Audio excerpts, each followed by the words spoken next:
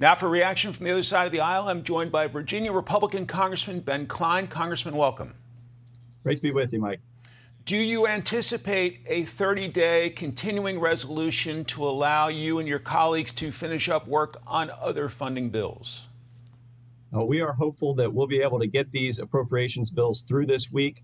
We have the defense bill, Homeland Security, which is going to make sure that we secure our border, the ag bill, which is important to farmers across the country.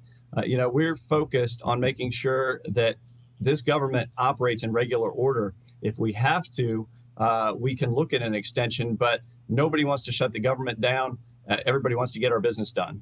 What do you say to GOP colleagues, a handful of them, who are threatening House Speaker Kevin McCarthy's position? Well, it is frustrating that we weren't able to get these bills done sooner, but we have to work together as a team because we only control one half of one branch of government, and that's only by 5 votes. So we do need to stick together.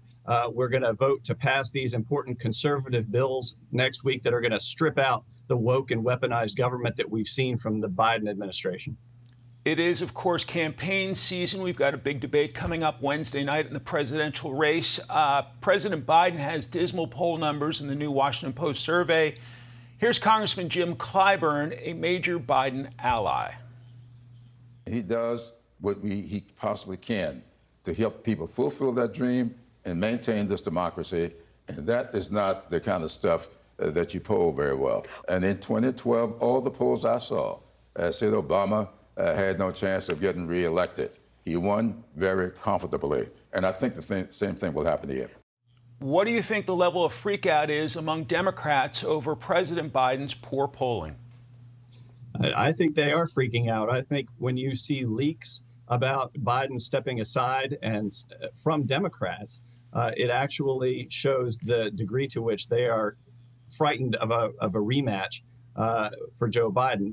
He's created all these problems, whether it's on the border, the inflation crisis, and what does he do instead of staying in town to keep the government running? He goes off to join striking auto workers in Michigan over a COLA increase. They need COLA increases because of Joe Biden's inflationary policies. So for him to go join with them is just the height of hypocrisy. To the border crisis, here's a leading Democrat in the Senate on that issue. This could be a move in the right direction, but the bottom line for the border is the chaotic situation there has to end, and we need to do that on a bipartisan basis. Can there be a bipartisan solution to the border crisis? Sure, when we restore Remain in Mexico, that should be done on a bipartisan basis. Democrats I've talked to support restoring Remain in Mexico, where those requesting asylum have to wait in Mexico for their request to be adjudicated. But too many Democrats, too many liberals like Dick Durbin are demanding that we legalize millions of illegals present in the United States in order to get a secure border. That is a non-starter. And so we want a secure border. The money we're going to pass this week is going to be contingent on securing that border. And we're going to make sure that American people are protected and money goes to protect American citizens at the border rather than Ukrainians abroad. And I watch the White House briefings with Karine Jean-Pierre. I see her pointing the finger at Congress saying, well, the president's done all he can. We need Congress to do more on the border crisis. Is that helpful in this climate? No, but Karine Jean-Pierre has never been helpful in solving the problems facing this country. In fact, she does nothing more than serve as a mouthpiece for an administration that ramps up inflation, makes it harder to afford groceries, makes it harder to afford gas to put in our cars, makes it harder to afford the cars, makes it harder to afford housing. So this administration is lost adrift.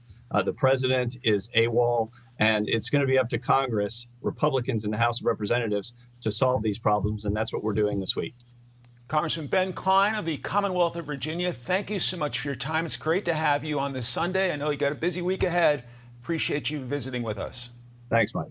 Hey everyone, I'm Emily Campagno. Catch me and my co-hosts Harris Faulkner and Kaylee McEnany on Outnumbered every weekday at 12 p.m. Eastern, or set your DVR.